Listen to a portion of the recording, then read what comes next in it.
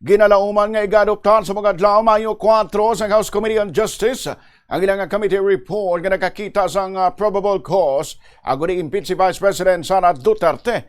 Magluwas sa adoption sa committee report iga-adoptar man sa komitiba ang resolution kagang articles of impeachment nga amo nga igapasa sa plenaryo. Sa statement ni House Justice Panel Chairperson Jervy Luistro, ginsiling sini nga natapos na sa ilang committee ang ilang katungdanan santo sa konstitusyon nga among pagtumod kung may probable cause handik sa ebidensya nga ginpresentar. Dugang sini wala inisang labot sa politika bangod ang ila ginoobra ang nakasandig lamang sa konstitusyon kag ebidensya. Trabaho Manila suno sa kongresista nga itibong ang public accountability.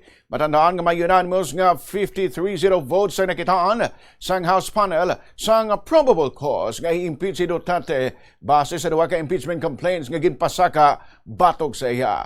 Wala nagpakita si Duterte sa apat ka hearing apisar nga ginpatawag sa sang panel kung maaprubahan sang at least 1/3 sang tanan nga miyembro sang Kamara. Igapasa ang articles of impeachment sa Senado nga among mag-convene bilang impeachment court para sa trial sa impeachment.